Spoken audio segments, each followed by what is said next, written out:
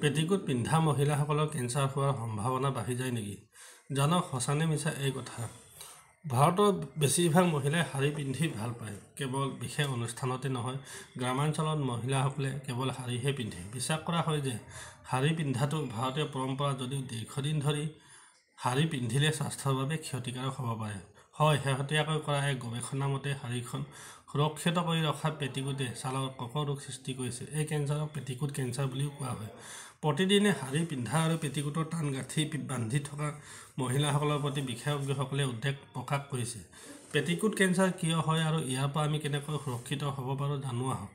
Petticoat cancer কিয় হয়? Petticoat cancer, যাক মাজুলিনৰ আলচাৰ বুলিও কোৱা হয়, কঁকালত টাইট বেণ্ড বা ইলাষ্টিক পিন্ধা লোকৰ এই ছালৰ কৰ্কট ৰোগ বিৰল প্ৰকাৰ। কঁকালত টান ৰছী বান্ধিলে ছালত ঘৰ্ষণ হয়, যাৰ ফলত ছালৰ চাপ, বিষ, ৰঙা পৰা আৰু আলচাৰ হ'ব পাৰে। ফলত স্কোৱাছ চেল কাৰ্চিনোমালৈ পৰিণত হ'ব পাৰে। পুৰণি ঘাঁ, ভৰিৰ ঘাঁ, যক্ষ্মা, টিকাকৰণ আৰু সাপে কামোৰাৰ ফলতো এই কেঞ্চাৰ হ'ব পাৰে। পেটিকোট কেঞ্চাৰৰ সম্ভাৱ্য লক্ষণ নতুনৰ লগতে পুৰণি ঘাঁ বা দাগ পৰাৰ ফলত এবিধ ছালৰ কৰ্কট ৰোগ হ'ব পাৰে। পেটিকোট কেঞ্চাৰৰ লক্ষণসমূহে পৰ্যায় অনুসৰি শৰীৰত প্ৰভাৱ পেলায়। প্ৰাৰম্ভিক লক্ষণ। পেটিকোট কেঞ্চাৰৰ প্ৰাৰম্ভিক লক্ষণসমূহ চিনাক্ত কৰাটো অত্যন্ত কঠিন হ'ব পাৰে।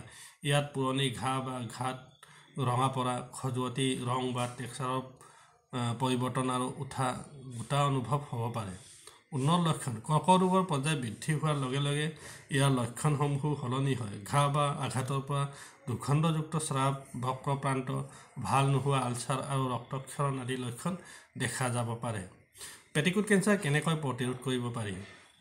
পেটিকোট কেঞ্চাৰৰ পৰা হাত সাৰিবলৈ ঢিলা কাপোৰ বাছি লওক। যদি আপুনি নিয়মিতভাৱে শাৰী পিন্ধে, তেন্তে পেটিকোটৰ ডোঙাটো ঢিলাকৈ বান্ধিব যাতে ছালত কোনো ঘৰ্ষণ নহয়। যদি ইতিমধ্যে আপোনাৰ কোনো আঘাত বা ঘাঁ হৈছে, তেন্তে তাৰ সঠিক চিকিৎসা কৰাওক। আঘাত আৰু ঘাঁ হ'বলৈ নিদিব। ঘাঁৰ পৰা ছিটিকিবলৈ আৰম্ভ কৰিলে তৎক্ষণাত চিকিৎসকৰ সহায় লওক। প্ৰয়োজন হ'লে ঘাঁ বা আলচাৰৰ পৰীক্ষা কৰাব লাগে। যিমান পাৰি ছালৰ অনুকূল কাপোৰ বাছি লওক। কৃত্ৰিম কাপোৰৰ পৰিৱৰ্তে কপাহী আৰু লিনেন কাপোৰ বাছি লওক। পেটিকোট কেঞ্চাৰৰ সঠিক চিকিৎসা। পেটিকোট কেঞ্চাৰক আন কেঞ্চাৰৰ দৰে চিকিৎসা কৰা হয়। বহু বিষয়ক পদ্ধতি ব্যৱহাৰ কৰি ইয়াৰ চিকিৎসা কৰা হয়।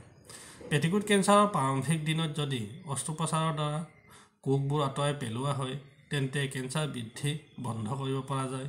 ইয়াৰ বাহিৰেও কেমোথেৰাপিৰ দ্বাৰা কোষবোৰ জ্বলাই দিয়া হয়। যদিও ভাৰতত এই কৰ্কট ৰোগৰ মাত্ৰ কেইটামান ঘটনাহে ধৰা পৰিছে, কিন্তু আগতীয়াকৈ প্ৰতিৰোধমূলক ব্যৱস্থা গ্ৰহণ কৰিলে ইয়াক প্ৰতিৰোধ কৰিব পৰা যাব।